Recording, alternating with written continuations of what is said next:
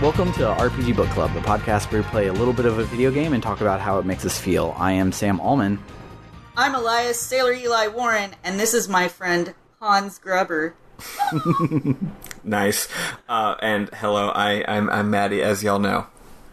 And today we will be finishing our playthrough of Legend of Dragoon and talking about any outstanding things we want to talk about, like our favorite bits, overall love, our smutty fan fictions about Dart and Lavitz. And for those of y'all who are listening to this later and don't understand the context, we're live! We're live! Live and better than ever. We're on Twitch this time around. And Sam made a gorgeous Twitch framey thing for us where I get to live out my dream of being a Dragon Quest character. Yeah, it's pretty cool.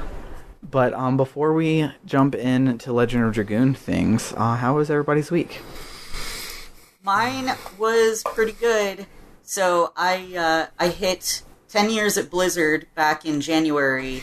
Wonderful. And, I actually just got my shield this Sunday, so it was nice. It was less than a month late. I was pleasantly surprised. Yeah. And I posted a pic in Discord, so if you want to go check that out. I see. Yeah, I got that. Oh, I already saw that picture. What's up? Oh, sorry. I was looking at the picture and I was like, wait, I'm on Facebook. I've seen the picture. That is true. Not much else has happened. I got into a new... I don't know how new it is, but I got into a very intense psychological horror anime called Happy Sugar Life. Nice. So, that's interesting and neat. But other than that... Happy Sugar Light? I think I've seen that episode of Steven Universe. Yeah. So, yeah, not much else going on for me. Yeah.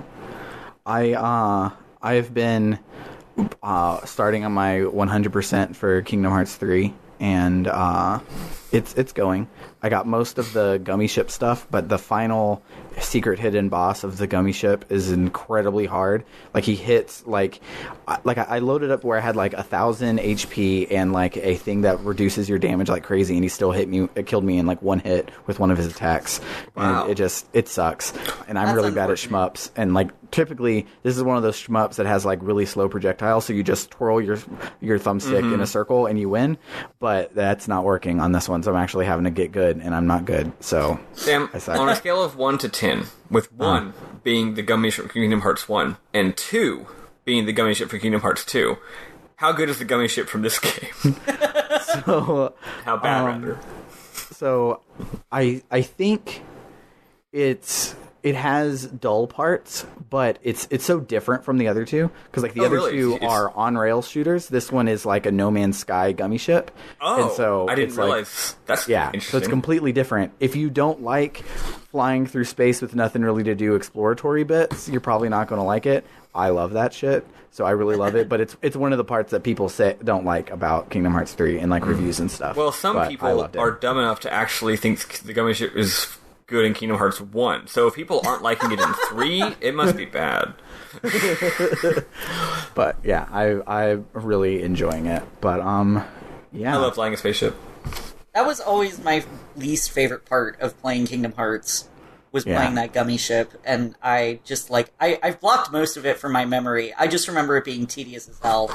Yeah, one thing they did, which is cool, is if all you're doing is flying from your most recent location to your destination, it kind of feels like a level from one of the old ones. There's a definite path set out with collectibles and stuff that takes you straight to the other side. But then you're not on rails, so you can just be nah, F this, and just go off and explore things, which I really like. Oh, yeah. But the next one, they should switch it up and have planet scanning from Mass Effect 2. You don't actually go... That way, all the Disney worlds that aren't actually in the game, it's you just scanned... I don't know, you just scanned, Tangled World, and you harvested some resources from it. It's cool. Yeah, the worst part is I 100% but all 3 Mass Effects too, so you can't take my opinion as worth anything for mini games being fun. You're oh, you're in space? Sam loved it. It's fine. I I don't know. I don't think that's really that bad of an opinion. Mass Effect 2's minigame, people said it was boring, but it was soothing. It was soothing. Calming. I would do it when I got home from school. Yeah. Because I'm stressed out. I'm going to chill out and just read about some planets for 30 minutes. Yeah. It's really fun. Yeah. But, yeah. Anybody have anything else before we dive into the meat of our episode? I don't know. My life continues to be just bizarre and stupid. I did start a new podcast on Monday. Ooh. I'm not going to tell you what it is yet, because the first episode isn't out yet, but it's real dumb. Yeah, loving the real dumb. And of course, I shout out this podcast on that podcast, doing my due diligence as a caster. Yeah.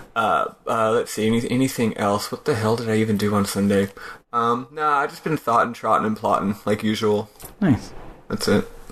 All right. So and I started playing Final Fantasy X. Yeah. I was tempted to play it early. I was going to a little yesterday, but I played Kingdom Hearts instead because I didn't actually cheat. I didn't save my game. Okay. I was just like dicking around with it, and I played for like an hour, and I got like 3 areas in. But every time I saw a save point, I would tap on the save point to heal my party, and then not actually save. And I'm just like, I'll just keep doing this until I feel like going to bed. Nice. But yeah, let's go ahead and dive in and talk about this final thing. Yay. Which I didn't go in and actually change this, so I am a very smart boy. While you're changing that, I'll go ahead and say one thing. I forgot to do due diligence. I was playing the final boss, and I couldn't find my headphones, which is a big problem, because the game's music is great, and I'm playing on Vita. Oh, I was actually going to bring it up. Mel Buframa's song is the worst fucking song in the whole goddamn game. Wait, it's really? Not good. I think it's good. Bad. No, it's bad. It's terrible. I thought it was good, except I wished I had my headphones, because then I could have more fully appreciated it. Maybe it's a bassy bad. Maybe the bass line's really bad, so I couldn't hear the bass line. It's just the Jaga-jajan. No, I will say, I think it would be a perfect second to final boss battle. It certainly does not quite have the oomph of a final boss battle theme, but I don't know. That's so funny that y'all think that, because usually I'm the one who's a little more critical of this game's music. I thought it whipped. No, I skip it when I'm listening to the OST. Yeah. I can't. And the thing I was going to be apologizing for is that I meant to go back later after I found my headphones and listen to it on YouTube, but I never did. So I guess I'll just live in ignorance. Live in ignorance where you think the Mel Buframa theme is good. Mm-hmm. Ignorance is bliss in this case. But that's a damn shame. Yeah, so when we last left off, Zieg was slumped dead, and Mel Buframa's ghost came out of him and joined with the moon that never sets to stop Steel being the god of destruction from Shana. And then we all said we were happy to be fighting with everyone, and we saved. So now we run up and tell him that we don't afraid of anything, and we start the fight. He was like, in this plot, I am the god. It's me. That's exactly how Sailor Eli did it, and then Sailor Eli realized about 3 minutes into it, I am not prepared for this, but I'm gonna just do my best and see how it goes. And trust me, it didn't work out the way I had hoped. Yeah, it's a long-ass battle. I probably would have beaten the battle on my first try if I had simply just gone back to the town, stocked up on items, and gone back. I probably would have beaten it. That's not what I did, though, because for some reason, I just really wanted to get Rose's final whatever edition. I wanted to get it all the way up because it's the highest edition percentage in the whole game. Dragon Dance is fucking And I was awesome. already like 20 away. I was already at like 62. So I was like, I'm going to get it to 80, right? So I ran around in circles and did that for a while and got like a level for everybody and got some more editions. Probably not necessary, but I was like, Rose is awesome. She deserves to have full editions. Right? Especially because she gets the Dragon Buster. Like, it's poetic that she would be maxed out. And then after that point, I did just buy items and go kick his ass.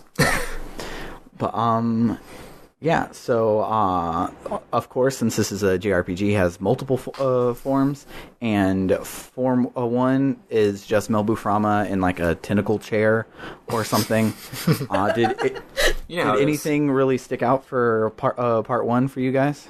No, I just destroyed the tentacles as quickly as I could so they'd stop smacking me. Yeah. Then, so here's the thing. You don't know how the battle's going to go, right? I don't know how many phases there are. I'm not using a guide. I know there's multiple phases, but I don't know how many, and I don't know which one's going to be the hardest, so I'm like, you know what? Fuck it, I'll just go all out. So I used my Power Stone X, Psych Bomb X.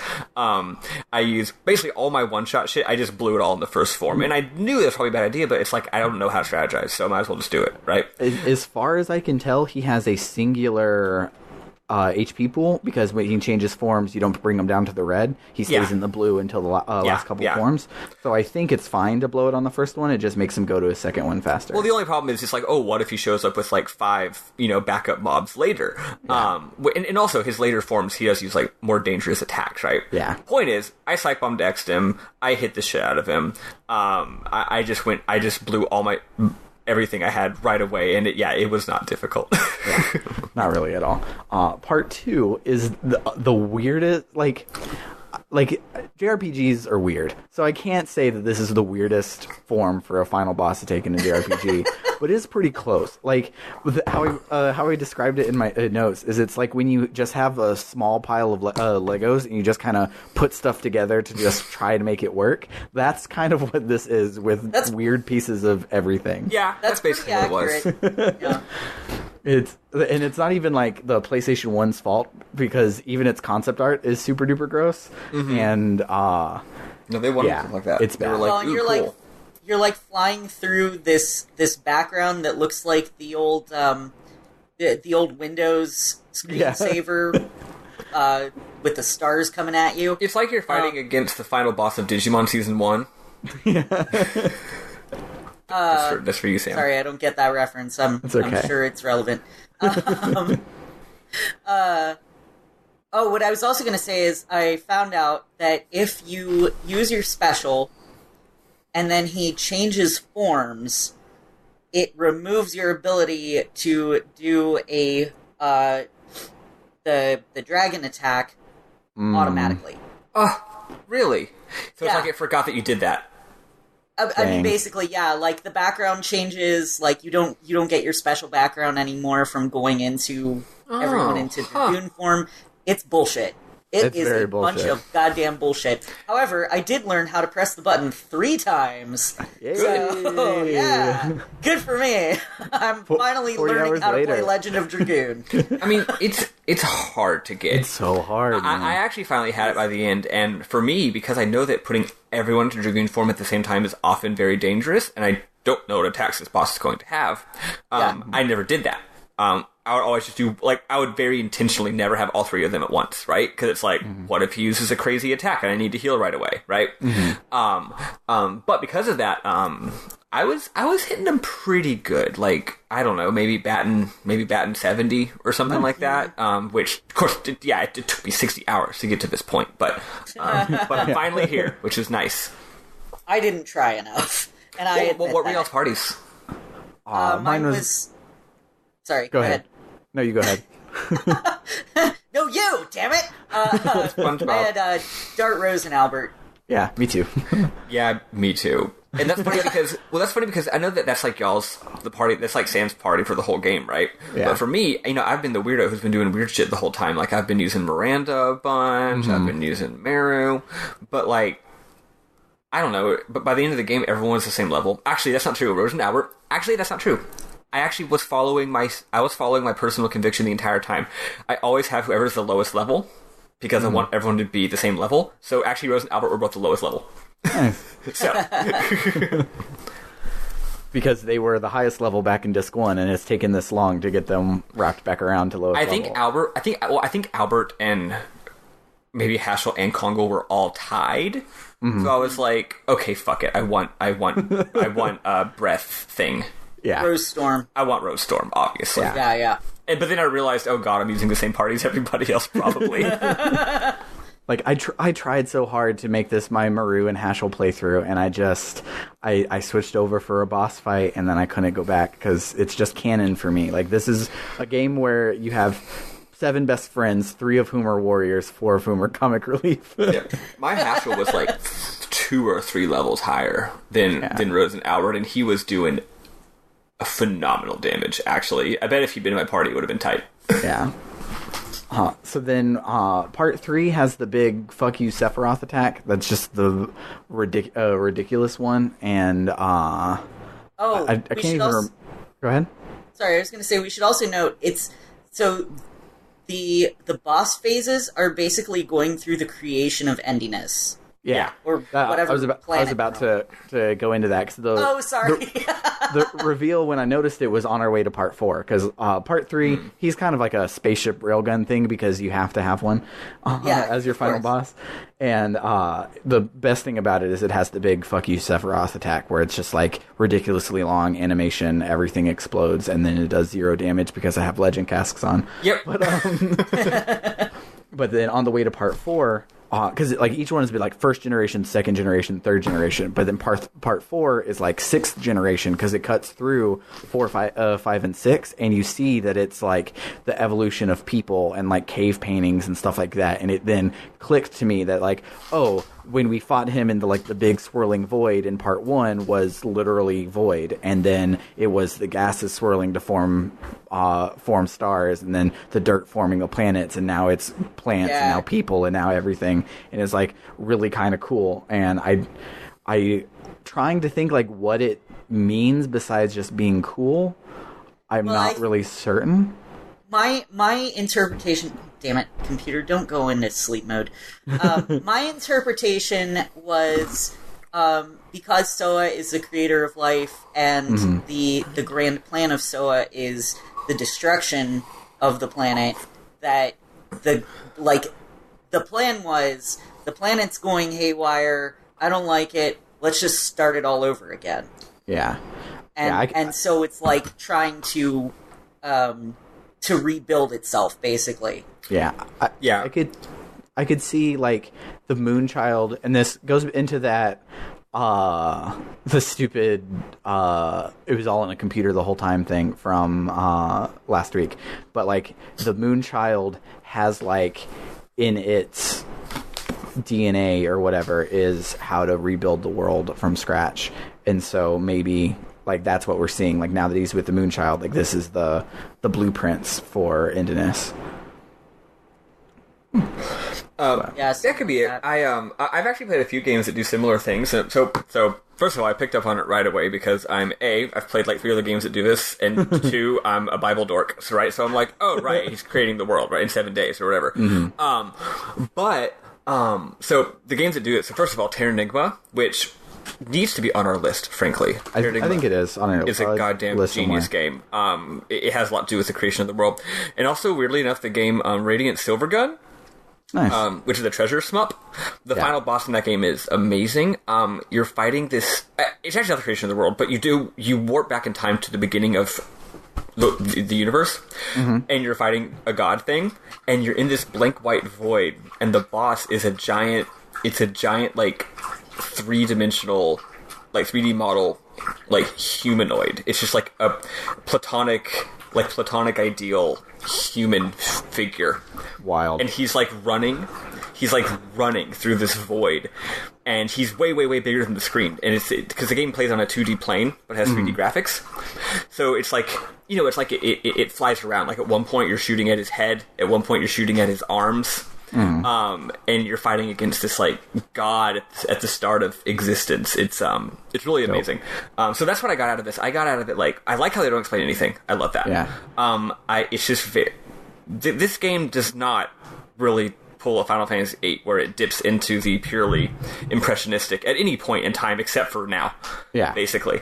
So it's just like, I'm thinking, you're in the moon. The moon's always showing you visions. It's just like, yeah, like I'm thinking that Soa is not Soa, but it's like, I don't think it's happening on purpose. I think Soa is like remembering that this is what he does. Like, just, you're in this thing that recreates history. So because you're fighting the creator of all history, you're fighting him throughout history. I guess. Well, but you're not. You're fighting Melbuframa fused with the thing that's supposed to destroy the planet. Sure. Yeah, that's a good point. That's a good point. But I guess you're still just in this place of magical power.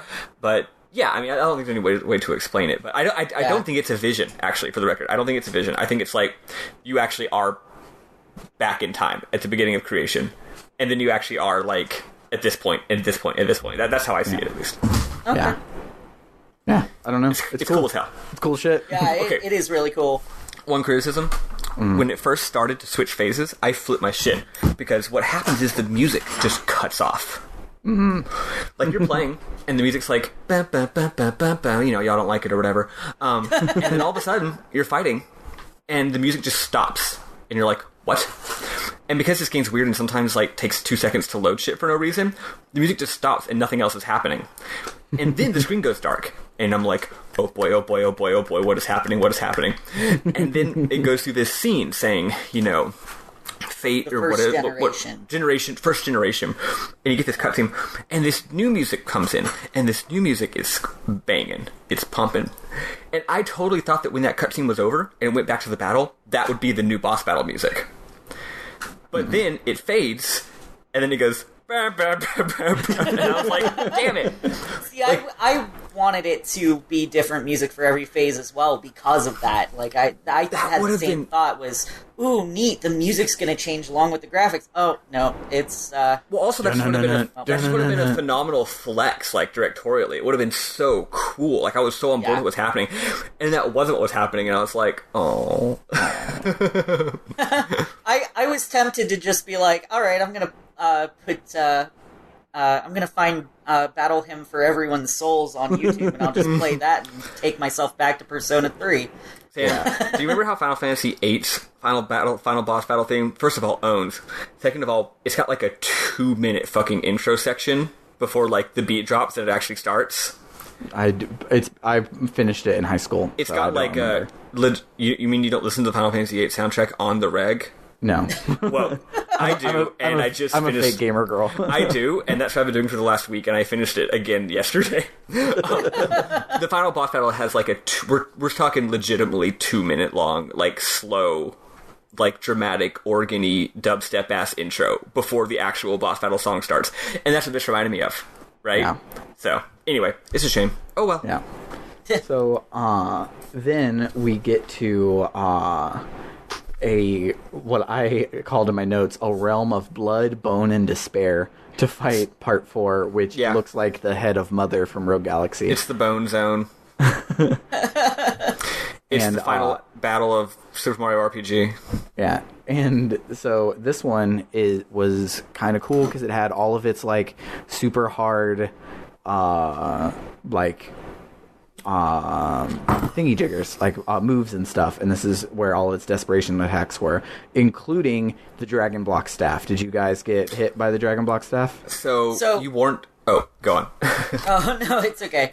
That actually didn't give me a problem, because at that point, on both of my attempts, what I was doing was just getting enough SP to go into a level 1 Dragoon form. Okay. Going into Dragoon form, using an ability like Crow Storm, and then coming immediately out of it.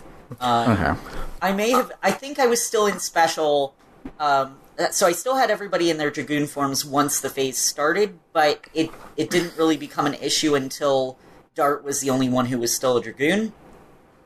And so I just smacked him real lightly, basically. Yeah. The thing that I had a problem with in my first attempt was he has an insta-kill. Yeah. And I have Rose's hairband, but I had replaced it with a magical hat because I wanted the extra magic attack. And then I didn't have a talisman on anyone, and I hadn't read ahead. Like, I'm using a guide, but I only skimmed it for this fight, and didn't see that he's got an insta-kill, so everybody died real badly. And, like, I had made it to the last phase in my first attempt, against all odds. But that insta-kill did me in. And of course, when I went through again, the second time, the insta-kill went after the one person who wasn't wearing a can't-be-insta-killed item. Dang. So, wait. I was a little miffed. So wait, does that insta-kill, is it insta-kill all? No, it's just one. Oh, okay. It's those monster things that he summons. Oh yeah, they like charge up for a few turns? Yeah, one of them will try to instant kill one of your party members, and the other will replace one of your party members. Oh yeah, for I gotta several have both of turns. those moves. Although the replace is funny because like it's not actually like bad. It's 'cause good. I wanted rules. that to happen. I thought it was hilarious. I never actually attacked. I just healed every time because it was heal, Yeah, me right? too. I guess the attack. Yeah. What does it do? Does it just hit the bad guy for damage? And it hits him pretty hard, too. Your little It's so weird. dance, like, that cracked me up. Yeah. Are they like "fuck you, dad"? Or I don't know. Like, are they in the Team Rebellion phase? Something Yeah. like that. I really liked a lot of the weird gimmicks in this battle. Like like you said, the he puts out 4 dudes and then. Or he puts out 2 dudes and one of them possesses you, one of them kills you. Another one of the phases, I forget which one, he puts out 4 thingies, and after X amount of turns, one of the orbs will do a pretty nasty all attack. And I knew that, right? But when it first appeared, I didn't have anything I didn't have any all attacks. So I'm like, Yeah. I could waste multiple characters' turns all ganging up on one of these just to kill one of them, or I could just ignore it and hit Nobuframa, right? So what I decided to do was I had Dart attack as much as possible, because as soon as I got him up to level 1, I could use his summon, Yeah. which turned out, annoyingly though, didn't kill them. It brought them all down to red, but didn't kill them. So, Yeah. so next time he used it, I used the summon, and then also finished them off with my other party members. I was prepared. Nice. But yeah, so anything else about the fight before we kill this motherfucker? No. No, Fuck no, Melba it Toast was- du fromage. Yeah, Yeah, it was. It's a pretty good fight. It's just kind of long, and you do a lot of the same things. Yeah, And it the was a music's fun. bad. It was a fun fight. I thought the music was good for some reason. If you oh right, I forgot about mention Dragon Block Staff. So I ignored Sam's advice because I forgot that he said it. Because Sam, it's not on Oh, purpose. whoops. Anytime you're saying something about the game, I kind of tune it out, kind of low key on purpose, because I like to not have advice. But then if I end up getting wrecked, or if I want to, I'll go back and read your advice, right? Yeah. So I totally had forgotten about the Dragon Block Staff thing. So luckily, I went into that phase with only one character in, like, deep into Dragon mode, like still level 4 or something. Maybe it was Albert, I don't know. But since it was just one, because I'd been sort of playing that whole, like, make sure all my characters aren't in Dragon mode at once, not because of the Block Staff, just because that's good strategy in general. I don't think he ended up even dying. Of course, it was a waste of 4 turns because all of his attacks did bullshit damage. But Yeah. I think he didn't even. If he did die, of course, I would have just revived him. So Yeah. it was no big deal. But I was like, oh yeah, that's that thing Sam was trying to warn me about. Oops. But yeah, he didn't do it for me. Like I think Albert was in a level 4 Dragoon like straight, and he didn't even use the block staff against me, so I lucked out. But yeah, so you finish the fight, and Dart gets a free transformation into the Divine Dragon, or Divine Dragoon, I guess, and he Divine Dragon Dragoon. he blows the shit out of Melbuframa Yeah, with it rules. his cannon, and it's dope. So then we get the final FMV, which unfortunately is the one FMV in the game that's like as it happens and not just a monologue. So the voice acting you get to see in its... Because like there's only so many ways you can fuck up a monologue. There's a lot of ways you can fuck up a conversation, and they did all of them in this last FMV. I will say, another way that I ignored your advice, you said to like watch it later with subtitles or something like that. I also didn't even have headphones. Luckily though, I think I was able to make out every single line of dialogue except for like one towards the end. Nice. And I think it wasn't important, whatever it was. So like It was yeah. it was some of the worst voice acting I think I've heard in a video game. Oh, I just meant the audio mixing. I feel very bad saying that because I know that they work really hard, but my God. No, it was bad. As someone who is an aspiring voice actor, it was very, very painful. Yeah. My favorite is Shauna's. Yeah, that Like, was a good wow, one. you're clearly in a lot of pain, Shauna. It's almost like her soul is being ripped from her body and being destroyed in order to save the planet. And, And her she's response really, is, really bored over it. Or she's Tina from Bob's Burgers.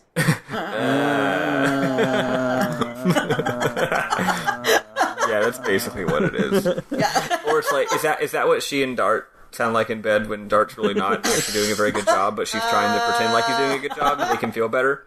She's like,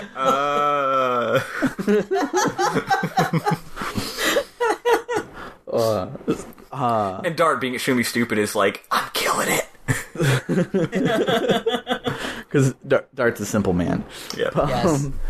So, in the FMV, Dart runs over to get Shauna, and we get to see in like full FMV glory what the Divine Dragoon looks like. And like I said, it's not pretty. Like, if I were Shauna and I just woke up from my coma to see this running at me, I'd be like, "Sorry, I'm going back to my coma. I can't." It's like too big. It's like it's taking over him. It's like the actual human is like subsumed within this It's also large got its own. thingy. It's also got its own dragon feet, which is Yeah. they look really weird. It looks like a Gen 4 Pokemon. It's True. it does. Gen 4 Legendary. I was gonna say Gen 5 because it does bear a passing resemblance to like Reshiram or. I guess that's true. Yeah. But and so Dart runs to get Shauna, who wakes up and does the aforementioned scream, and Rose goes to be with Zeeg as he dies, and Mel Buframa decides that he's not done. It's not even his final form, so he powers up and electrocutes the shit out of Dart. So Rose and Zeeg team up, and Zeeg transforms into the Red Dragoon, and for some reason his Red Dragoon has tentacle arms, because why not? Because why not? And so they Because charge... he was merged with Melbuframa, probably. Yeah. And so they It's the charge... Melbatos that did it.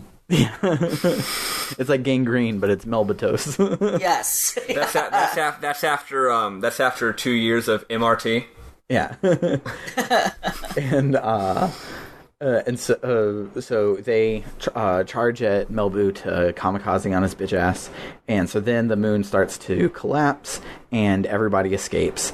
And meanwhile, like, it doesn't make sense because they shouldn't be able to hear each other over all of the explosions, but they're just having a casual conversation about how much they mean to each other. Yep. And it still made me tear up, even though it logistically didn't make sense and it was bad voice acting. Yeah. But I'm an easy person to make cry. And so You're also really, really invested in the game. me Voice acting too. made me cry. Yeah, for other reasons. So, so they're all saying farewell to each other, and Rose and Zeeg kamikaze and blow up the moon, and it's like a gigantic nuclear explosion, like the size of a literal moon, just huge. Yep. Like probably a lot more collateral damage than they needed. Yeah. And it probably completely fucked up the environment / ecosystem / tides of the planet. So that's great. Probably. That's All fun. the fishermen are like, well, all of my fish died. Yeah. So, after the FMV is over, we get to see my favorite part in the game. The only thing that sucks is I'm in the future now, and I'm not watching this on a CRT, so I can tell that the gameplay was pre-record, like the in-engine stuff was pre-recorded, so they could put FMV stuff over it. But it just means that it was recorded and then compressed for the PS1, and it's real bad on an HD TV. Yeah, it is. But Oh, that makes sense. Yeah, I wasn't thinking about that. I thought, honestly, on a Vita, it looks pretty good. I kind of thought they were just kind of doing like I kind of thought maybe they were kind of doing like just an artsy thing. no, it's JPEG compression. Gotcha. Hi, baby. You want to say hi? That explains why I had the weird frame. Is it time for Scarlet Cast? Scarlet Cast? Do you want to say hi, baby? Wait, hold on, I gotta switch glasses. Time to put on my No. slightly larger Okay, glasses. Hi. Love you. Oh, wait, hold on. You want to say hi in the microphone? No, not today. Okay. Aw, Hi, sweetie pie. Scarlet. Hi, baby. Bye-bye. Oh, Yeah. precious. Yeah, she normally, like, while we're recording, she'll come up to the mic and say hi, but she didn't want to today. That's okay. But yeah, so this scene starts, and we get to see where everybody is now. And Kongol is learning Rouge from Haschel, which I just got to say will make Kongol the most dangerous person alive on the planet to be a Giganto that knows Rouge. That's insane. He's going to be the final boss of the next game. Yeah. And then we see Charlie Frama taking care of her plants. And then we see Miranda and her sisters rebuilding the Crystal Palace. And then we see everybody in Tibaroa, and they're all super happy. And then Meru takes her fiancé out of the forest and shows him Lohan in a pretty great scene, because Lohan's always great. Yeah. And then we get to see that everyone's truest ship of Albert and Emil is canon, and they get married. And they're going to give their kids horrible names. Yeah. EA and Al. Yeah. But, and then in, this is going to be hard for me to get through. So then we see Lavitz's room, and we see Lavitz's mom open the door, and Dart walks in to Lavitz's room, and he sets a drink down on the table, because right before Lavitz died, and they were hanging out together, he was like, when this is all over, buy me a drink back in Bale. And for the unsolicited advice that I gave you. Yeah. Mm-hmm. And it was it hurts. It's so good. Yeah. That heart was really good. Yeah. When I was playing it, Summer was here in the room, and she turns over, and I'm just like bawling, and I'm like, this is my 5th time, and I still can't take it. But yeah. So, I choked up a little. Yeah, so then we see Dart arrive back in Celeste, where he and Shauna are working to rebuild everything. And in each one of these scenes, there's been a white bird with dark markings on its wings that has been, like, in the corner that'll fly off, or it'll swoop by while everything's happening or something. Bird may or may not have been wearing a choker. Yeah, and so now after Celeste, it like Dart and Shauna like look at it like puzzlingly, and the bird like flies off, and the camera follows the bird this time, and it flies out over the divine tree and comes to rest with another bird that's white with red markings, and below them in the rubble are the dark and the fire dragoon spirits, because it's Rose and Zieg, and they get to live happily ever after as seagulls, and that's the end of the game. That's the dream, right? I want to be a seagull. Yeah. I want to harass people for food all day. Hell yeah. Yeah. They throw bread up in the air, and you catch it out of the air, and everyone goes, "Wow!" and they think you're cool, and then you get validation, and you're not hungry. Yeah. That's what I want. Yeah. So goals. Now, good goals. And the end of game screen is very nice. The end screen. Yeah. Yeah. It's a good one. I love a good the end screen. It's kind of hard to pick a good one. Another good one just off the top of my head is Ocarina of Time. I really love its the end screen. Yeah, it's a nice one. But like it's like a black screen with white text that says the end is like the worst way you can do it. Like you have to construct it just right to where a person won't want to turn off their TV, where they're just like, I accomplished the thing, I've reached the end, and now I want to bask in it for a second. One of these days we're going to play Mother 3, and that game has a hell of a the end screen. It's important. I will say this game did break a rule for me. The end screen, you're supposed to not be able to press any buttons to return to the menu. The only way to get rid of the end screen at the end of a Japanese role-playing game should be to turn the game console off. Yeah. That's my opinion. Well, I mean, that... Unless it's post-game content, of course. It wouldn't go back to the menu for me. It would, like, pressing No, one of the buttons makes it go back. I forget which button. I pressed every button and nothing happened. Maybe you have to wait a certain amount of time. I don't know. I was going to say Shovel Knight also has really good end screens for all of them. Oh, yeah, that's got a good one. Yeah. And Mega Man 2. Yeah. So, speaking of Shovel Knight. Mega Man 2 is really good. I based the one of my old band's album covers off of the end screen of Mega Man 2. I remember that. But, now we've made it to our memorable moment section, which is much expanded for these live episodes, because we talk about the whole game, our favorite parts, cool design bits we liked, themes, motifs, best bits, favorite lines, all sorts of stuff. Does anybody have anything they want to kick off with?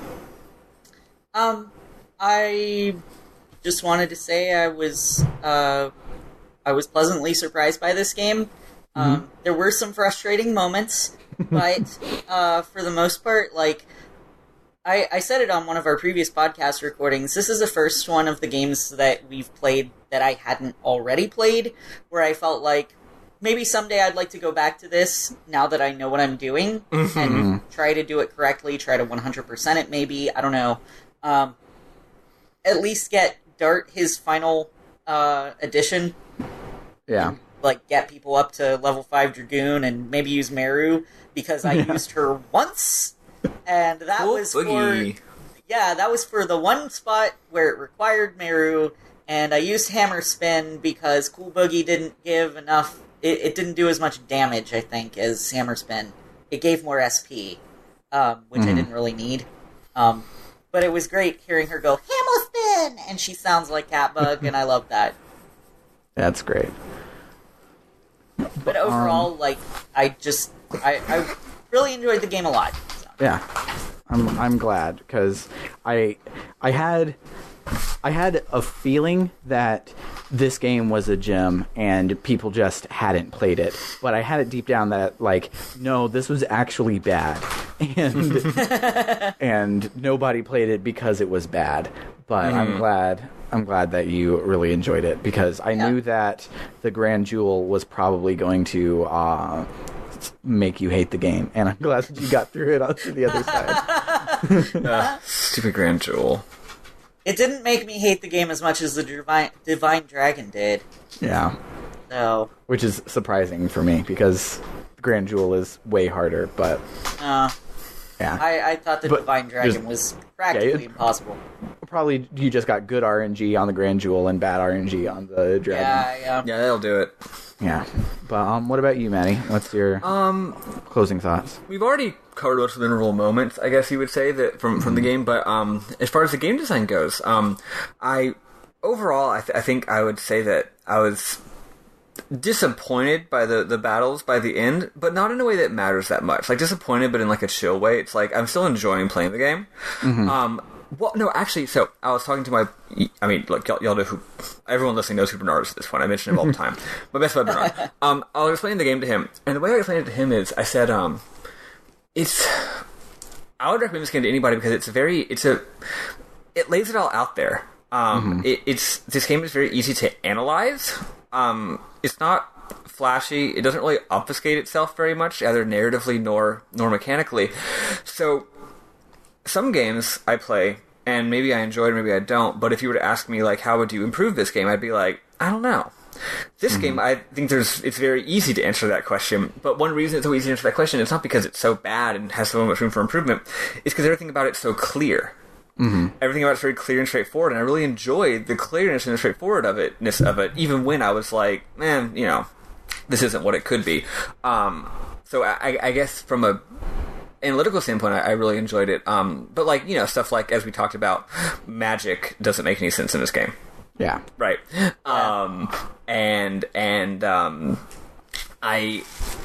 Okay, one thing the game does very, very, very right, and I know Eli's going to be mad when I'm going to say this, but I think this is actually a good thing. I think it's good that the additions are hard as hell, because nothing annoys me more. No, here's why, trust me. You might think that it's bad, but imagine if it was easy as hell. Then the game's asking you to do something that's easy every single time, and it's not enjoyable because it's not challenging, but you still have to do it. Okay. That's actually the worst, in my opinion. It's something that's easy but still required. I understand that. However, there's a line, and some of them are just too difficult. Some of them I could not... I was pretty good with Rose, unless she was counterattacked. If she got counterattacked, hers are real nasty. What were you going to say? What did you say? Hers are real nasty. I'm agreeing with you. Oh, yeah. You have no time to hit the... Shoot, what are the buttons on a PlayStation controller? Circle. Is it the circle? Okay, yeah, the circle button. You have no time. You have no time to react to that and hit the circle before you're smacked back, because she goes it just goes too fast. Albert's additions were really, really hard to learn because you had already learned Lavitz's, and Albert's had a different rhythm. Yeah. They're the same additions, but they're different rhythm.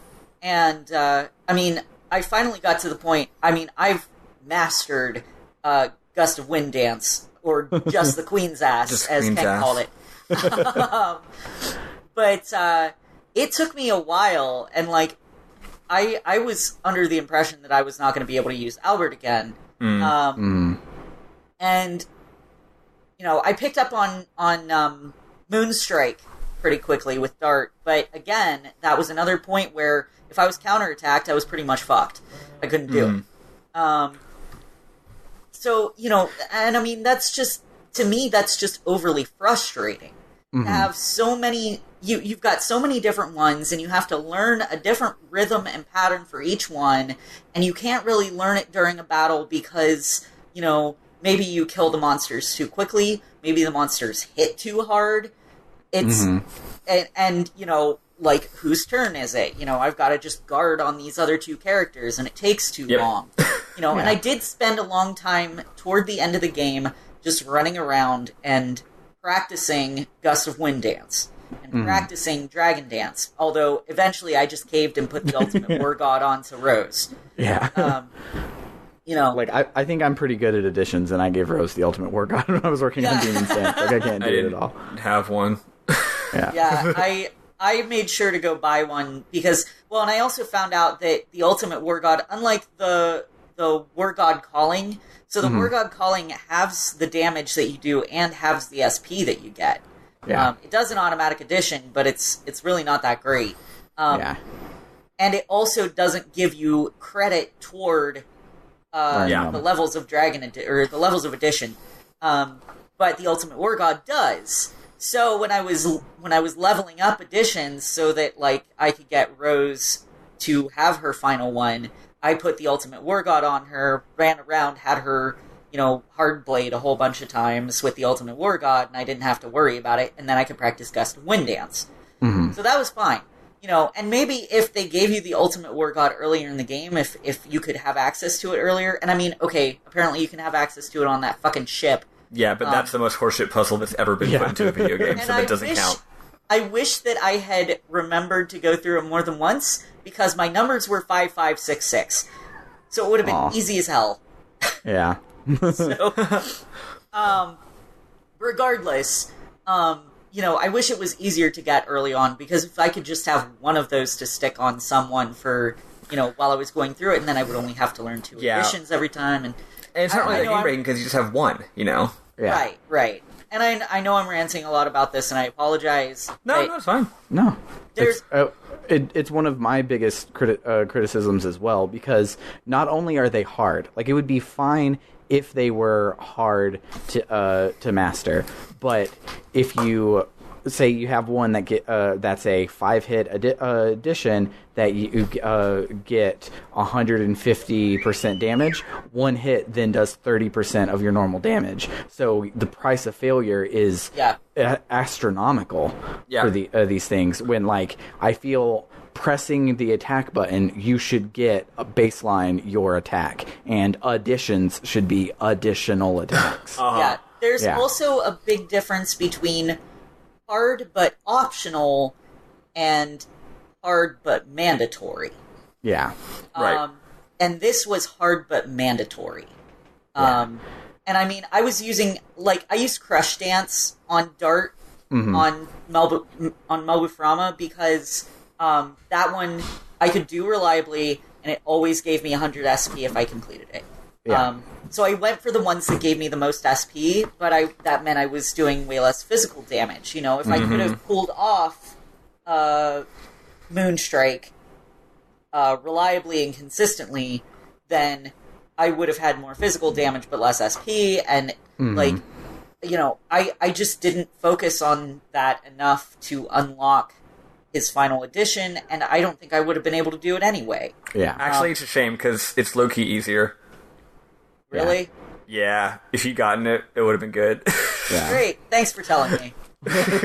Well, now you know for when you go back. Well, I don't know if it's easier to hit in general, but the timing on the parries is a lot easier. Okay. Yeah. So the parries wouldn't have fucked you up as much.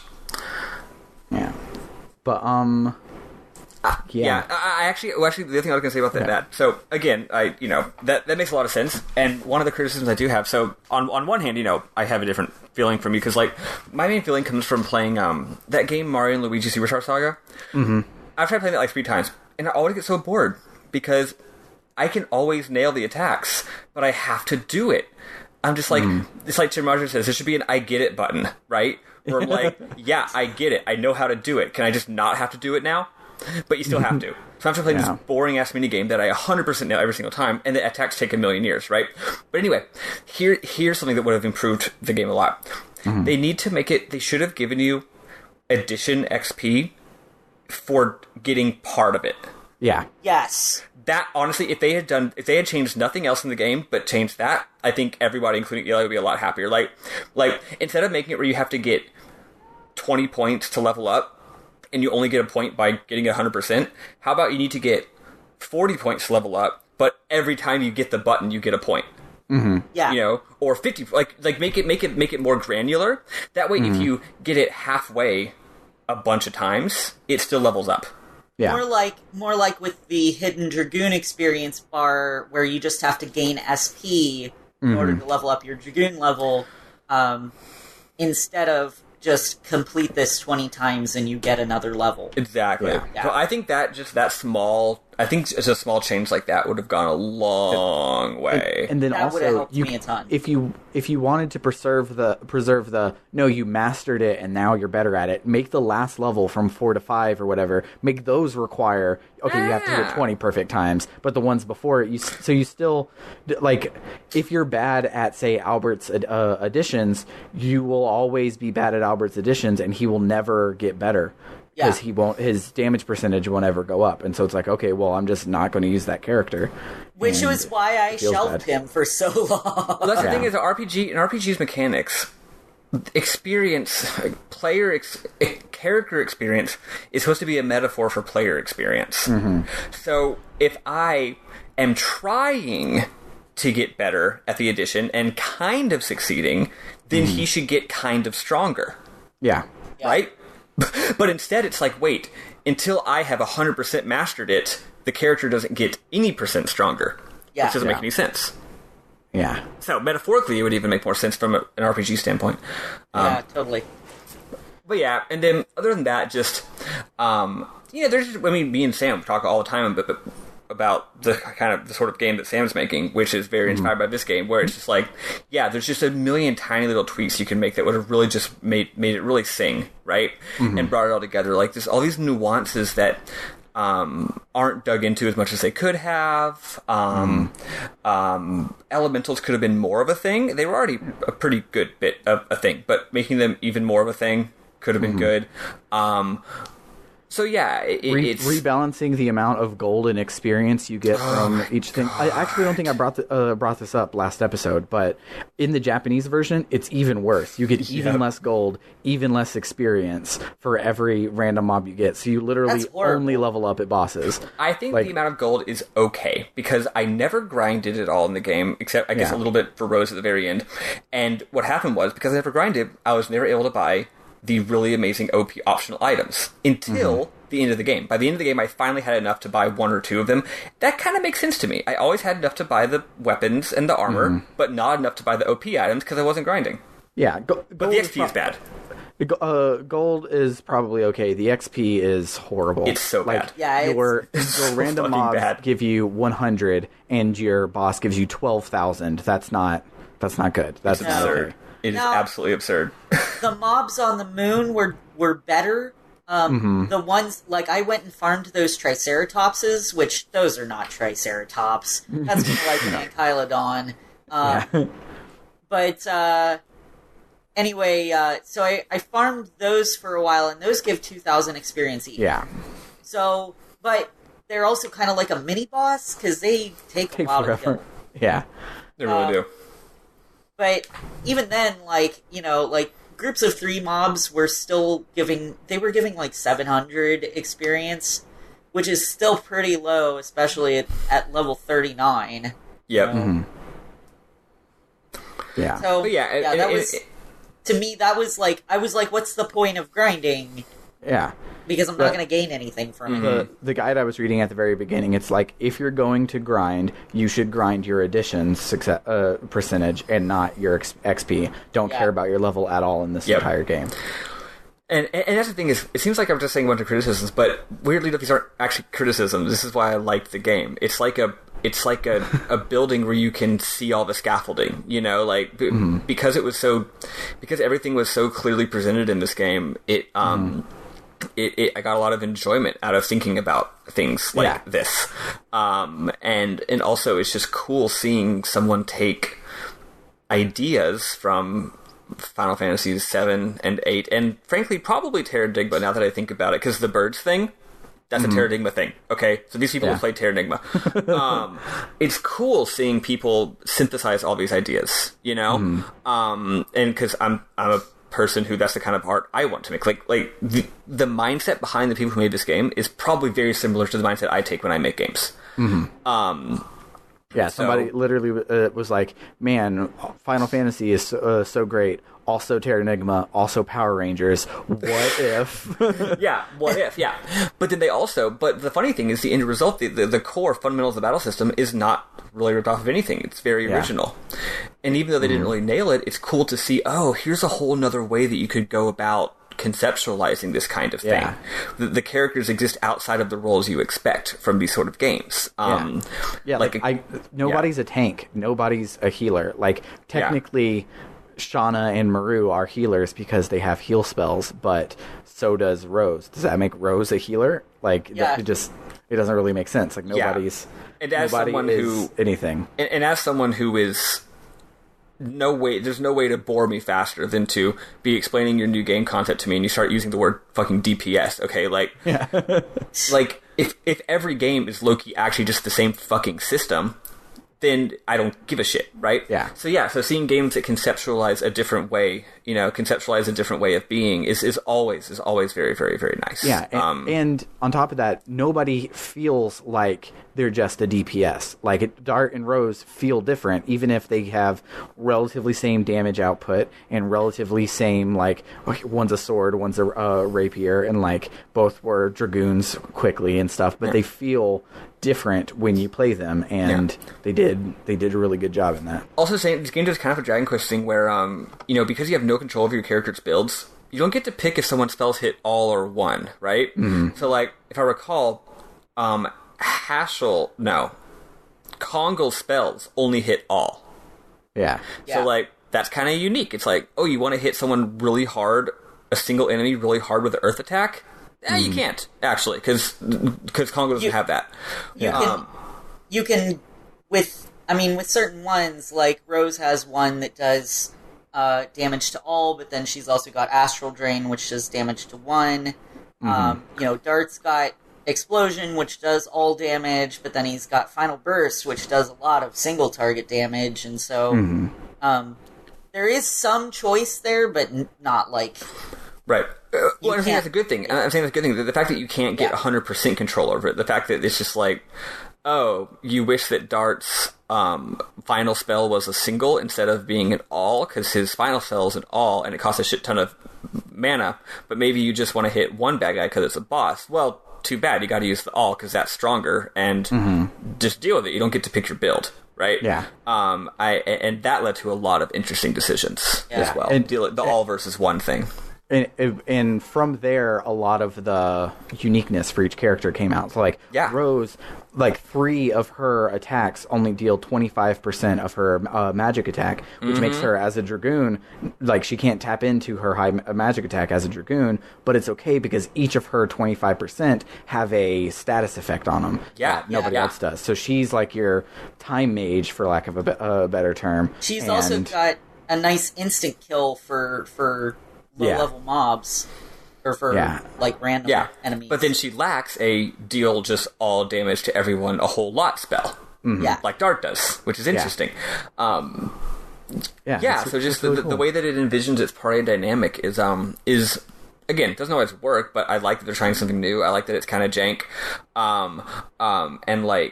And also, the main way you deal status effects is A, use Rose, or B, like 2/3 of the way through the game, you get all these weapons that do status effects. Yeah. And that's cool. You never learn a fucking paralysis, spell. It's not like you can just equip the right materia and teach everybody paralyze and stop and poison. It's like, no, you equip the one character that actually gets that item, that weapon. Only one character in the whole, out of the 7 actually gets that weapon, and you give them that weapon, and if you want to paralyze someone, you put them in your party. Mm-hmm. I love that. I think of the reusable items, I think there was one for fear minor enemies and maybe poison minor enemies, and that's it. I never used them, though. I didn't either. But it's like, if you wanted to do it, it's much easier to like, I want to instant kill or confuse or whatever to just equip the weapon and let Haschel go to town or whatever. Yeah. Yeah, so that's overall. I really appreciated this game's design. It was cool. I can see why someone like, for example, Sam would want to rip off 50% of its ideas. Yeah, it's pretty great. Just throwing that example out there is Speaking of ripping things off, I am going to rip off Maddie from the last episode, and I want to reveal something about myself to you guys. I have decided that I want to live my life as a YouTuber, and oh my god, he's coming out of the YouTube closet. Sam, I cannot accept that. I've already lived my life as a YouTuber. I don't think that God creates people as YouTubers. That's against the Bible. It's Adam and Eve, not Adam and PewDiePie. Being a YouTuber is a choice. It is, though. Which is great. But, so, as a little bonus Patreon reward thing, I've decided that most RPG analysis on YouTube and also everywhere sucks. Like, literally, there are, like, it's so 10 bad. On Gama Sutra, and, like, that's it. And then all the ones on... I found all the ones on YouTube, because it, like... let me get in camera because I'm talking with my hands. So in RPGs, they are the combination of wizardry and visual novel, and in the middle you have your JRPG. Everyone on YouTube either is a wizardry kid or a visual novel kid, so it's always a story-based review or I grinded for 50 hours and the game wasn't fun anymore type review. And it's just like none of them are talking about like the fusion of them in the way that I would like, so I decided I should do that instead. But I haven't played a lot of games, so my idea, and patrons will get this 2 weeks before YouTube will, is I will play the first big chunk of a certain game, so basically like an episode's worth, like we would do here on the podcast, and get through all of the main gameplay loop. So like going out and exploring on the world map, going through a dungeon, facing a boss, coming to your new town, those sorts of like things where you do it, which in older games is a lot easier to dissect. For example, like if I were doing Kingdom Hearts 2, I would have to get all the way through Roxas and then all the way through Land of Dragons. So that's a lot longer of a chunk, but I'll make it up as I go along for each game.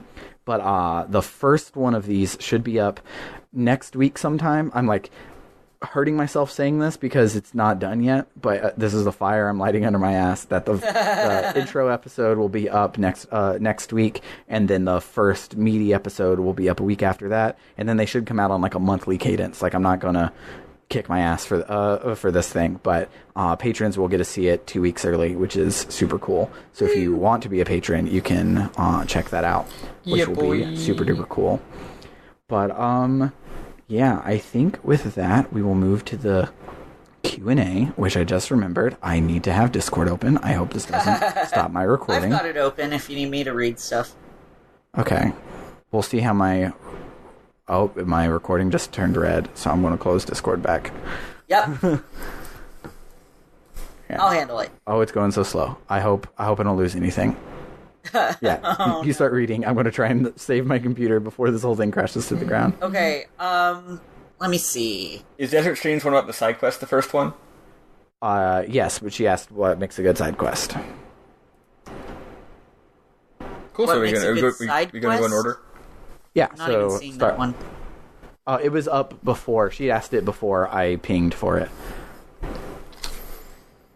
but so yeah, we'll start with that one. Our good friend Desert Stream asked us, what in our opinion do we think makes a good side quest? I don't believe in them. Hashtag Dragon Quest 7 gang. 120 hours, no side quests.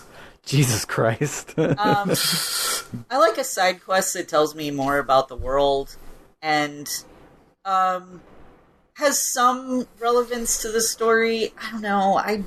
I've skipped I've skipped side quests on these games like everyone we've played, but I have a finite amount of time to play each week, because of other stuff I want to do. I need to get back to doing my Let's Plays, and I haven't been doing those in a while, at least not regularly. But I've got work, and I've got other things. I raid with someone who's in our chat right now. Heyo. And that's 18 Dobermans. She's my raid leader, she's my guild leader. Her boyfriend is our raid leader. Nice.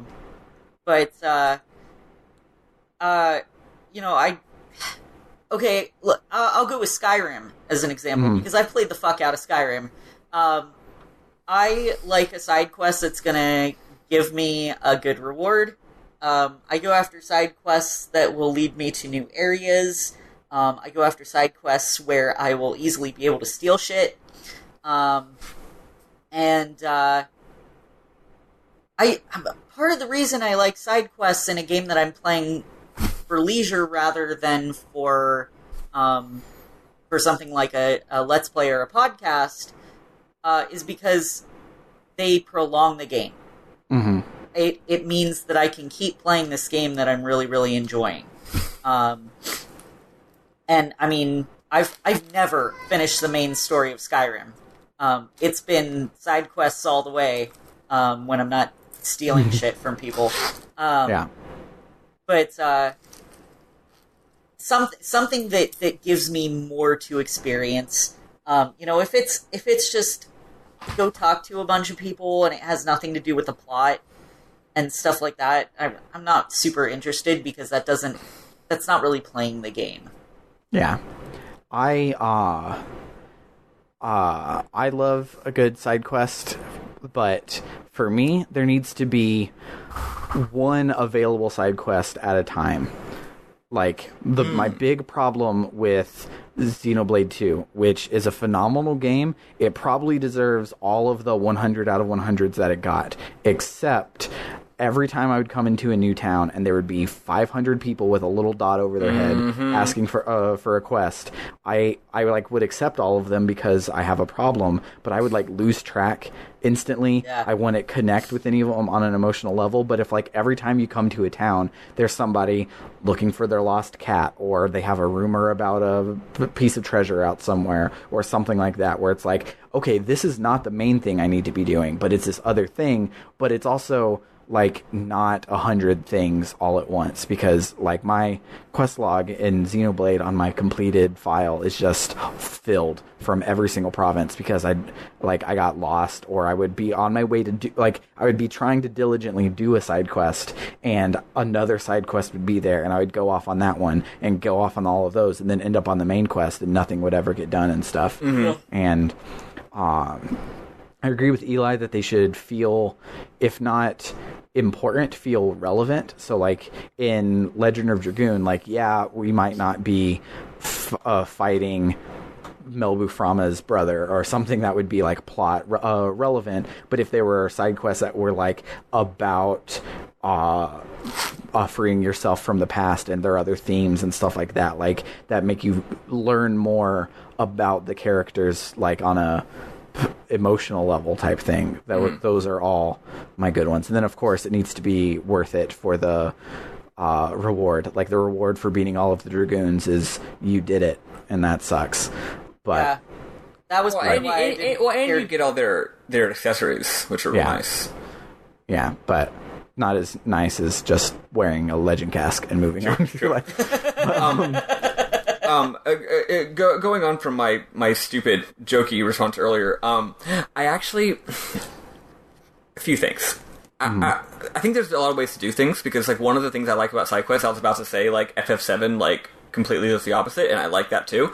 I think that I don't like. I actually disagree that having important plot shit in side quests makes it feel better to me, because I'm like, I don't know, if you want me to care about your story, and this is an important like context for a character's motivations, why would you make that something I could miss?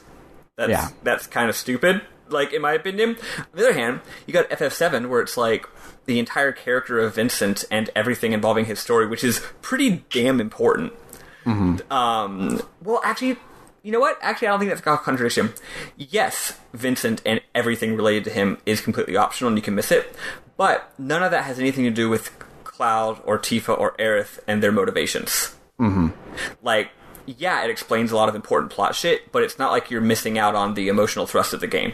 Yeah. If you don't understand that. It just explains some stuff, right? So anyway, I don't think that you should segregate out stuff that would make the game, like, story better into making it optional. I think that the other way around. I like side quests that are stories, not necessarily stories like narrative, like depending on the kind of video game, either narrative stories or like game mechanical stories that are complete in themselves. One game that has great side quests actually is Breath of the Wild. Breath of the Wild's NPC writing is stupendously good.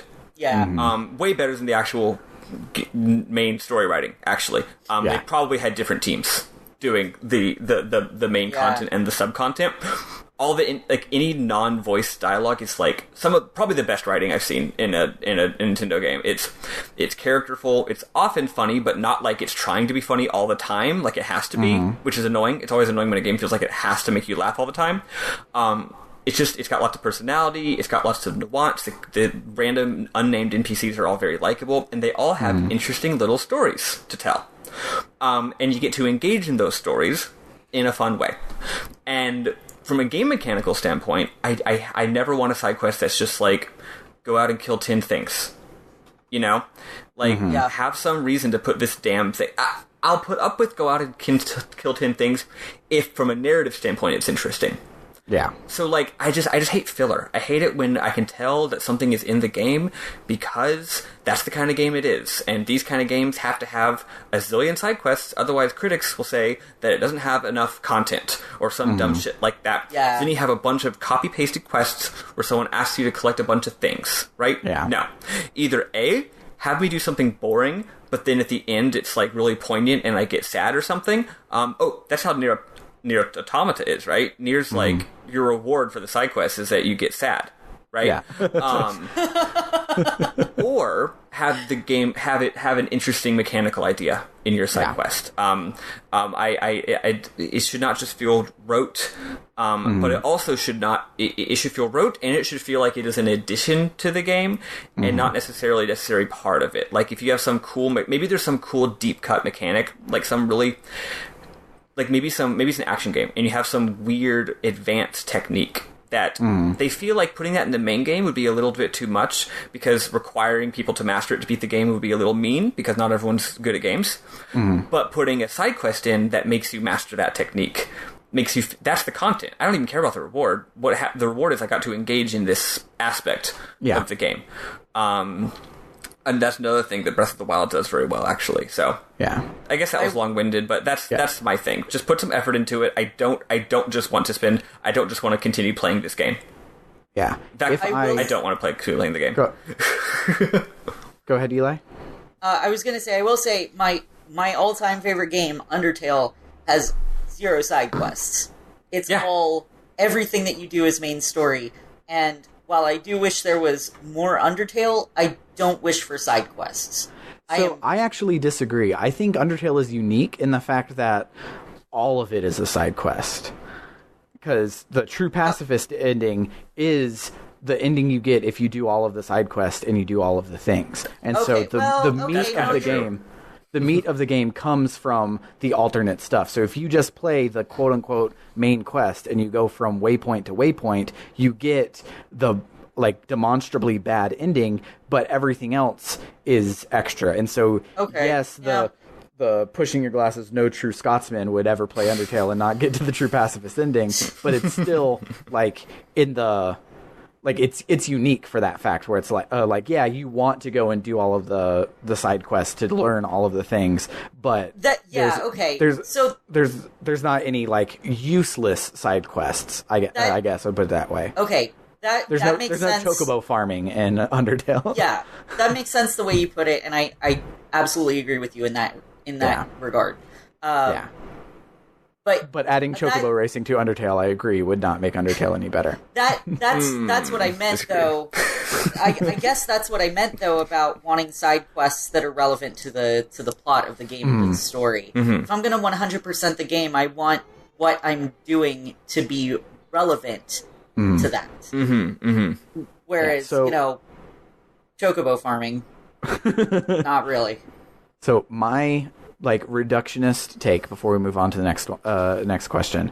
My reductionist take for it is to that turned my camera off. Lol. Let me undo that and fix that. I just need to buy a webcam, guys. Sam, you got to improve your profile pic. It's so bad. It's real bad. It's a lot worse. Like I'm looking at like a good-looking person, and then your camera turns off, and I'm like, "Who? Stop that! I don't like that at all." Don't do that. But yeah. So the camera should click back in any second. I told it to turn my camera on. Yay! There it is. There it is. Cool. Yes. Oh boy. Okay. So yeah. So my reductionist take for side quests before we move on is that the side quest ideally will have a dungeon. If not a dungeon, we'll have a boss. If not a boss, will be a beach episode. that is my reductionist take. That's good. Dungeon At the very least, you want some Operation Babe Hunt in your game. No. No. What we're not going to do is. But yeah. All right. Who was next? I know Matt threw in a bunch of joke ones, so you can skip his joke ones if you want. Matt's non-jokey one that I see is favorite games that no one has played. Okay. That's really tough for me. I think the only one I can think of off the top of my head, because even the fact that most of my favorite games are indie games, they're really popular indie games. Yeah, big indie. Yeah, yeah, exactly. But the one that I can think of that I feel like probably no one has played, but that I really like is it's a game called The Neverhood, and it was created back. It was made in 1996 or published in 1996 by DreamWorks. The artist on The Neverhood, who is unfortunately a fundamentalist Christian, but he's a really good artist. He did the art for Earthworm Jim. Oh, nice. And it's a point and click adventure game for PC. It's very, very weird. Which I like weird things. And it's all claymation. Oh, nice. So and there's a spiritual successor on Steam that I've purchased called Armakrog, which I'll play eventually, but I just haven't gotten around to it yet. To play The Neverhood, you have to go through some hoops at this point. A special program that'll play those old CDs, which I did. Yeah. But, I feel like practically no one has played this game. I've literally never heard of it. I'm a big fan of Doug TenNapel and adventure games and claymation, so I'm the target audience for this game, and I haven't played it. So it's very strange. Yeah. It's really neat. It's got some crazy music. It's got a weird creation kind of story. Nice. Yeah, it's something. And I started playing it for YouTube. I got through one episode and I was like, this is really tedious and it's going to take me a while before I can prepare myself to play more. So my answer is one I was talking about. I think was either off the air before we recorded, or it was in the Discord or something. But it's called Iggy's Wrecking Ball, and it's the only good game on the Nintendo 64. And you play as these. I would say anthropomorphic, but they're not like shaped like a human. They just have human qualities, and you are literal wrecking balls with grappling hooks. And the gameplay is a multiplayer racing game where multiplayer racing platformer, and you are these wrecking balls that roll as fast as they can, or hop, I think, actually, and they hop, and you use the grappling hook to shoot up and swing and get to the next level and under the levels and go on loop-de-loops and all of these things, and it's incredibly good. It is the best multiplayer game ever, and the best game on the N64. Grappling hook, basically. Yeah. It's Would you really say good. you came in like a wrecking ball? Yes. Yeah, like I remember being a kid and like drawing fan art of Iggy's Wrecking Ball because it was that good. It's great. But what about you, Maddie? I don't have a ton. I mean, it's in the modern Is it day. Dragon Quest? In the modern day, a lot of games that used to be like unknown cult classics because of the internet no longer are, right? Mm-hmm. So like I would say like Space Funeral, but I feel like anyone in sort of just the weird, just like sort of the weird artsy scene knows about Space Funeral, right? Mm-hmm. And listeners of this podcast should know. Yeah, and all of the Catamites' games. Any game by the Catamites, any game by Increpair, any game by Michael Brogue, all of those people have made games that are well known, but then a bunch of others that aren't. So I'll list a couple that are medium unknown. Okay. One.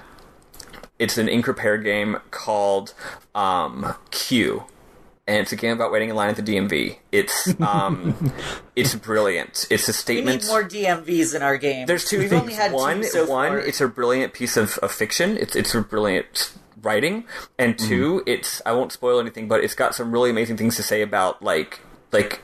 It experiments with interactivity in some very interesting ways, considering it's a game about doing nothing and waiting. Yeah. Sounds a little like Papers, Please, just the way you're describing it. That I see why it sounds like it is, although it is not. Oh, okay. Y'all should check it out. It's free. All of Increpair's games except for two are free. He makes a zillion of them. Anyway, other games. Drakengard 3. Drakengard 3 is a fucking brilliant game.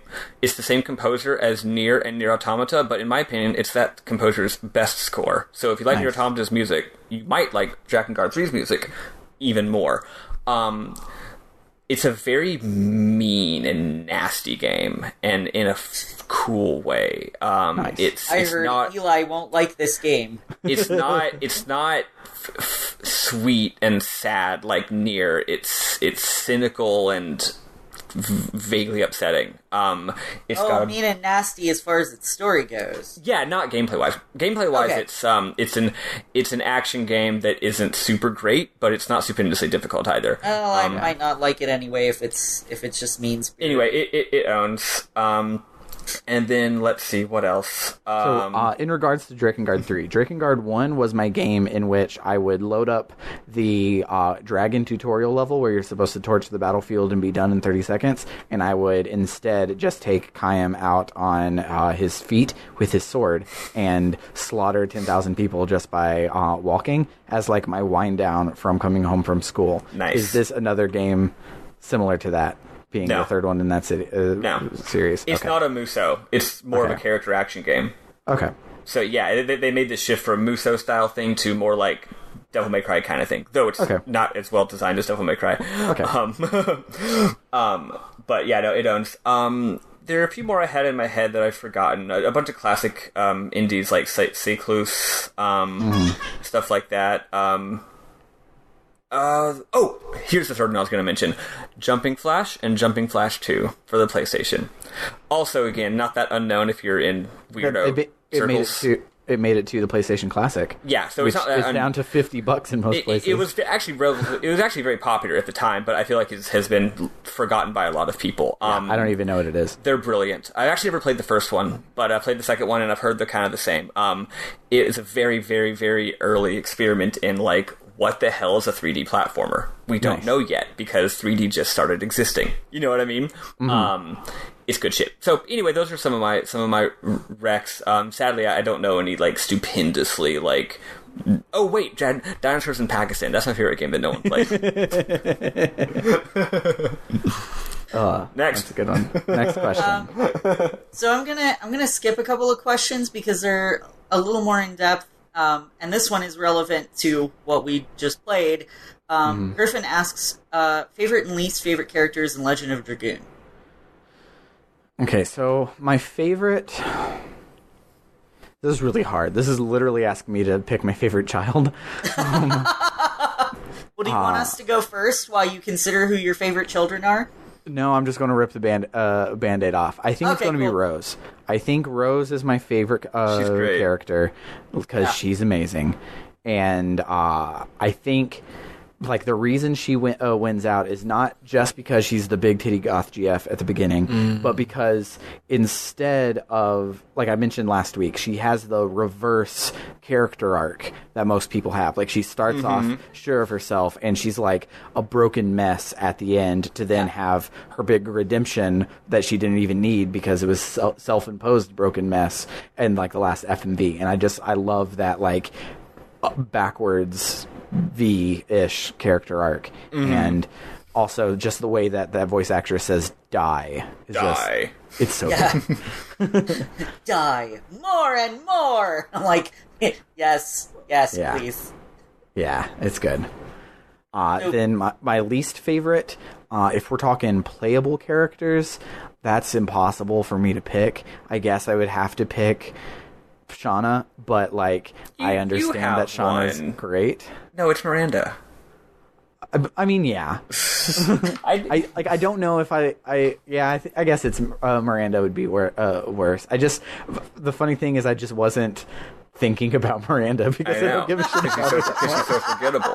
Yeah. So I think it is Miranda. If we're talking non-playable characters, no one, because the NPCs are the best part of this game. Yeah, they're all great. For me, or if you asked me this question ages ago, I would have said, like, I don't know, Haschel, Kongol. But you know what? Now that I'm at the end of the game, I'm like, I like Haschel, I like Kongol. Yeah, they're basically non-characters, but like they're, especially Kongol, but Kongol's one big moment is the most laugh-out-loud funny part of the entire game. So good. He's great. For favorite, I'm going to go ahead and say Meru. Yeah. She's a simple character. Really cool. She's just the dumb kid. She's just the Yuffie of the party. But she's real cute. She has no illusions about why she's there and what her motivations are. She just thinks that the world is cool and that humans are cool and that she likes to do that. And then of course she wants to help because she's a good person. That's it. But she's a little ray of sunshine, and when she says "cool boogie," it's hilarious. Her combo literally involves her falling on her ass. It's like, wait, but that's when I successfully do the attack. Like, who intentionally designs a move where you fall on your ass? Like, why don't you just do something else? It's great because she did good. It's good shit. So I don't have any favorite. My favorite's a tie, because I do love Rose, and part of why she's one of my favorites is because, you know, I've had her through the entire game. I've gotten to know her. The one who ties for her, and I feel a little bad saying that they tie for her because we didn't have them as long, is Lavitz. Lavitz was such so good. He was such a good, sweet boy. He's very good. You know, he cared about his mother, and he cared about his king, and even in spite of that, you know, he wouldn't just put the life of his king above everything else. He cared about everyone, and he had such a big heart, and you know, the right motivations. He just fucked up a little too hard when it came to Lloyd. And, like, I mean, that whole thing just, they killed my favorite. They killed my favorite boy. But I like Rose just as much because of how much I've gotten to know her. And for the same kind of reasons that Sam said, that, she starts out confident, but she kind of starts to lose that, and it's an interesting thing to see in a character. Least favorite is Miranda. She's kind of a hypocrite in some ways, but, like, she also doesn't have enough of a character for me to say she's a hypocrite. So, I don't know. I don't much care for her. I missed Shauna even though I never used them, like, I would rather have Shauna in my party than Miranda. Yeah. Any other questions before? So, we do have a couple, but we're at an hour 30 for recording. Do we want to do just one more, or do we want to try and go through both quickly? Let's just do one more, because I think they're both from the same person, right? No, one is from JRPGT and the other is from Rakesies. Oh, then, yeah, we'll do both of them, as long as we're not repeating, like, 2 from Matt or 2 from Griffin or something. Oh, yeah. So JRPGT asks, what is your best example of orange juice and toothpaste in an RPG, i.e., 2 things that are great separately but make for one bad combo together? So I was thinking hard about this the other day, and I had one, and it's gone, and I'm trying to remember what it was. While you're thinking, I've got a good one. Go for it. So mine is, I don't think this is always true, but it's true in one case. I think any combo can be bad if you just are too eager and don't think about things. You can't just take everything you like and throw it in a game without thinking about it. Mm-hmm. So a great example is Castlevania Symphony of the Night. It is not that great of a game. Do not at me. And the reason is, it took the classic Castlevania formula, and every Castlevania before Symphony of the Night is fucking brilliant. They're all phenomenal video games. And they thought, what if we added some stuff to this? What if we added more to make it more than just a basic action game? They added 2 things. First, they made it a Metroidvania style. They said it's now one big open area environment where you go around and you have lock and key sort of stuff and you kind of explore, right? So you got that that Super Metroid style, which is okay. It's not a bad idea. But they also were like, what if we added in RPG elements? Leveling up, equipment, shops, spells, way too much equipment, and stats and stuff. And adding both of those was just way too much, because you took the most hard, and I don't mean hard as in difficult, I just mean like the most rock solidly designed action games on the planet, and you said, what if we just watered it down? Because if you can't choose what order you go at shit in, then they have no control over the difficulty curve. If you can't, if you have a million different equipment items and a million different stats, then there's no way to balance an enemy to be a particular difficulty, right? There's no way to choose to carefully place your enemies into the environment in such a way as to engender a very interesting challenge.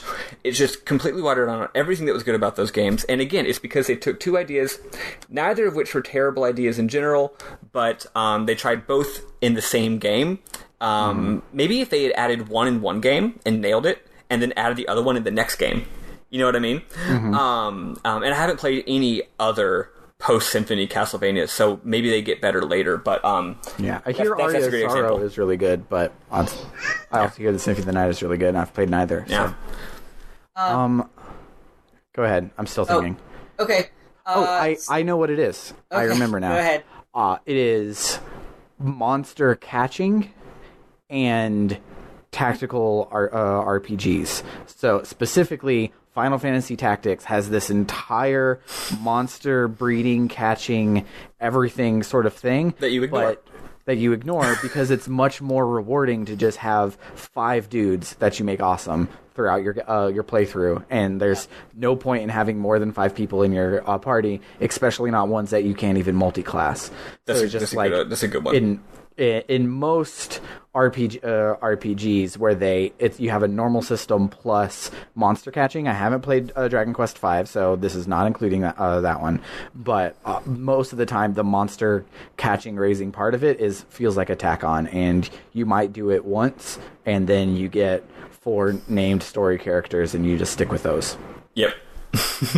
So for me, Related, real quick, sorry. Related, blue mages. Blue mages have almost never been, like, they've been really cool on paper, and they've almost never been implemented well. Yeah, they've but- just added those to Final Fantasy XIV as well, and they're useless. They're only... Spoiler alert, FF10 won't buck this trend. FF10 will not buck this trend. Okay. Okay, sorry, go ahead. The blue mages in Final Fantasy XIV can only be leveled to 50. The max level in game right now is 70. And you can't use them in any group content. You can only use them in the outdoor world by yourself. Huh. It's dumb. It's like, I was like, why did they even... I'm not going to bother leveling this because there's no point to it. Yeah. Why did they put this in the game? I mean, I guess at level 50 you get a fancy outfit. Oh boy. Oh boy. I've got plenty of other fancy outfits for classes that I actually play and care about. So, like, I don't understand why they added Blue Mage other than just to be like, here's a shiny new thing for you to do while you wait for the next expansion. Mm-hmm. My orange juice and toothpaste in an RPG, random encounters and 3D platforming mechanics. Sorry, Rogue Galaxy and Xeno Yep. Gears. Yeah, that one. That's fair. Cross Gears Chronicles Blade. I hated both of those. Like having to do those together. I'm a simple man who comes from an era where you didn't jump in your RPGs. And back in my day, we didn't even jump in Zelda. Yeah, for real. Like, okay, maybe if you played Zelda 2, but I never played Zelda 2 because I didn't have an NES. Oh, well, I guess Link's Awakening also had jumping. But regardless. Still. I can't wrap my head around 3D platforming very well. I have to do it in I'm playing Steven Universe Save the Light, and there's some 3D platforming in that, but there's no such thing as a random encounter. It's like Paper Mario. All the enemies around you can see in the world, and you can avoid them. And then, if you defeat them, they don't come back unless you reload the game. Which is really super nice. It's a little annoying, I guess, for grinding, but... well, you can also leave the area and come back. But regardless, but with random encounters thrown into that, like... In Xenogears, I got to a point where I had to force an encounter before making a big jump. Because if I didn't, and I got in it, and the game decided it was putting me in an encounter as I was about to jump, I didn't know I was going into an encounter, but the jump button suddenly stopped working. Yeah. And like, so specifically... I would just fall off. Specifically with Xenogears, like thinking to the jumping puzzles that we both liked, the one in the sewers with the chest that was super up high, and then the one in the first floaty continent one where you're outside on like the windmill parts of it. We both liked those because there were no random encounters in the area. Battles. Yeah. No battles, and that made them like, we failed a lot, but failing was bad instead of getting a counter was right, bad. Exactly. Also, in Xenogears, if you got into an encounter right as you were hitting a save point, the save point didn't work anymore. So that game has a lot more problems than just Got that. more than 2 problems. I don't entirely hate it. I liked it more than Rogue Galaxy, and that's saying a lot. But that just, it doesn't pair well for me. It breaks my flow. When I'm doing platforming, I want to be playing a game that's made for platforming if I'm doing platforming. Oh, I want to be playing Hollow Knight. I want to be playing Mario. I want to be playing Shovel Knight. Those are platform games. Yeah. An RPG does not a platform game make. Yeah. One of these days, someone's going to figure it out. They might have already figured it out, and it's called Valkyrie Profile. We'll see if we ever play that game. But, so, what was the last question? The last question we have is from Rexes, and he says, "Is there an if there's an RPG you wish there was a sequel to?" Oh, dang it! And my screen saver went on. Sorry. Okay, is there an RPG you wish there was a sequel to that it never received? Or, on the other hand, is there a game everyone is crying out for a sequel for that you don't think needs to be made? Okay, I'm going to start on the other hand, and there is a big push for a midquel between Chrono Trigger and Chrono Cross of like what's the immediate aftermath of that story, and I don't care. That's stupid.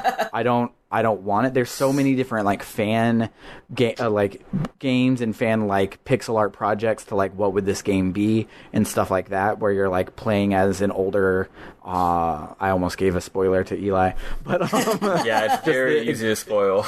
Yeah, so but like there's just like different things like that, and while each of them have looked cool, I wouldn't want to experience 40 hours of that. And I think the main reason I like Chrono Cross as a sequel to Chrono Trigger is because it doesn't give a shit about Chrono Trigger almost. Yeah, basically. It has its cake and gets to eat it too, because it's like it relies on you caring about this one side character from Chrono Trigger, but it is not what happens next in the world of Chrono Trigger. Yeah. So it's like it's a sidequel, but that's in the future more than a sequel. And yeah, that's one that I see a lot of clamoring for that I really don't care about. Mm-hmm. I try not to have a strong opinion about this because my opinion is generally this work of art is great. It doesn't need a sequel. A sequel would fuck it up. Would fuck up like the good ending. But you know what? A lot of the time you're surprised. For example, like Toy Story 3. Yeah. What a fucking great movie. And Yeah. does there need to be a Toy Story 4? No. But you know what? What if it ends up being fantastic? Amazing. The trailer is great. So like, so for me that would be Mother 4. I don't think there needs to be Mother 4. I don't like when fans try to make one. That's stupid. Shigesato Itoi is not a game designer. He doesn't even like video games, for the most part. He's made 3 of them in his life, and probably intends to keep it that way. If Shigesato Itoi woke up one day and was like, I have a great idea for a 4th Mother game, it would be the fucking best game ever made, probably. Yeah. But barring that, I don't care. Yeah. You know? I don't want an Earthbound-like game. Like, I would want the next one. Yeah, I want to see whatever pops into Shigesato. I would love for him to return to the world of video game development, but I don't give a shit about the world of Mother. Although, I will say, if you don't get why fans might want Mother 4, it's because you haven't played Mother 3. If you've only played Earthbound, you're like, wow, would a sequel to this be necessary? Mother 3 does do some very interesting world-building type stuff. Which is probably the impetus for that feeling. Yeah. But yeah, like I don't give a shit. That's stupid. Game that I wish would have a sequel. Breath of Fire. I know they actually made I know they kind of low key made one, but it was like some phone game only available in Japan. It probably blows.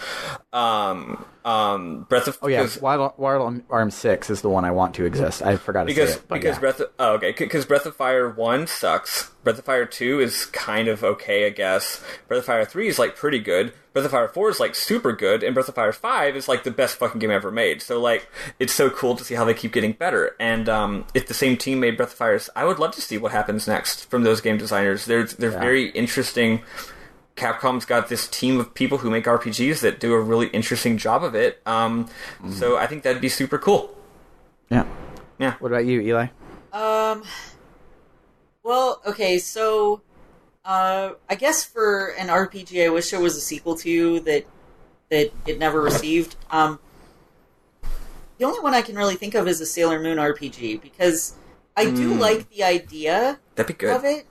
And I mean, I love Sailor Moon. I'm a diehard Sailor Moon fan. It would have been cool to see something come out like on the PlayStation or something like that.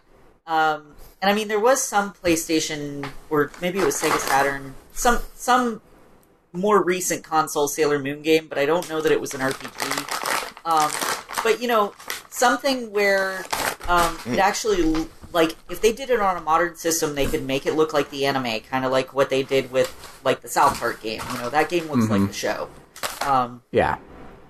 You know, and that would be cool.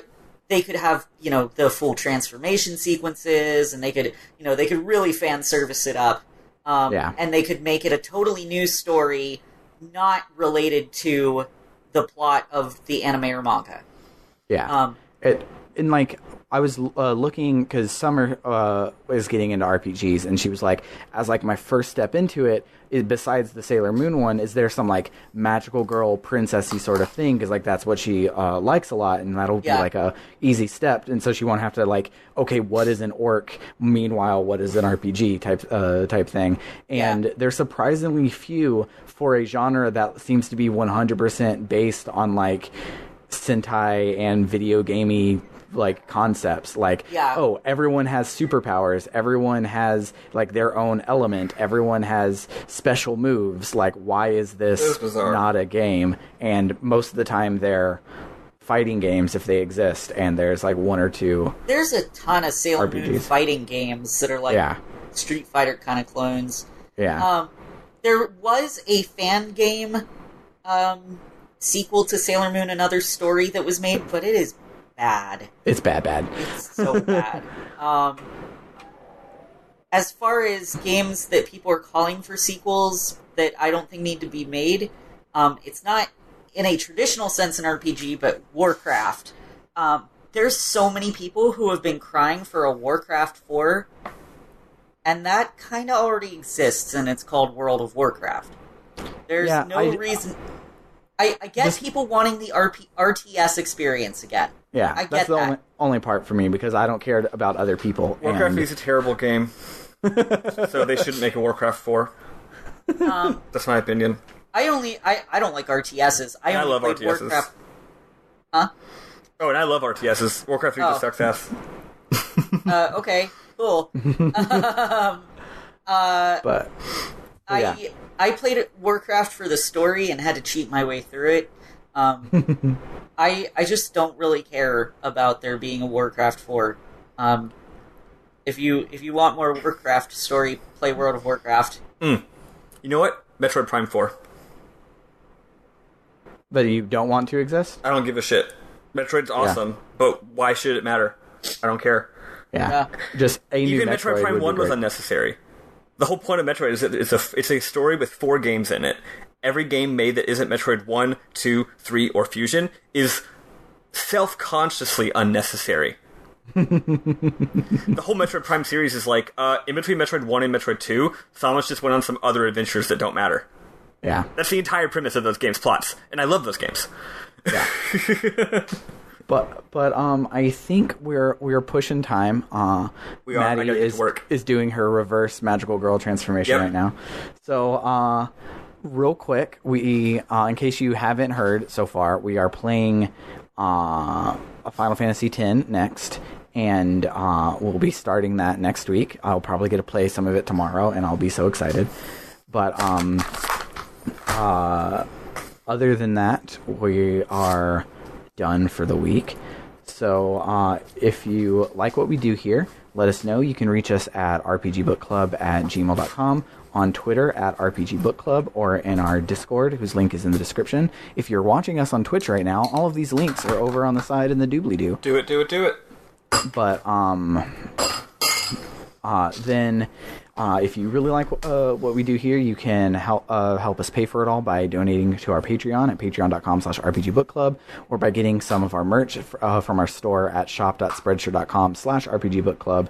And next week we will probably not be on Twitch. We will probably be back to normal on just your audio podcatcher.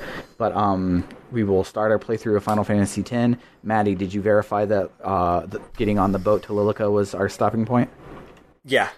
Okay, so we will stop either before or right after getting on the boat to head toward Lilica. Oh yeah, I should have checked if there's like a save point. I think there's a save point like on the screen where the boat is in the screen. Okay, I think we won't talk about being on the boat. So if you save on the boat or before the boat is fine, but we will not talk about. And why are you on my Twitch account? That's funny. I don't know why the hell he's on mine. Anyway, it's okay. I'm on. I keep answering as Sam as RPG Book Club, so it's fine. But for RPG Book Club, I have been Sam Allman. I've been Elias Sailor Eli Warren, and I'm Maddie. All right, adios. Bye, everybody. Bye.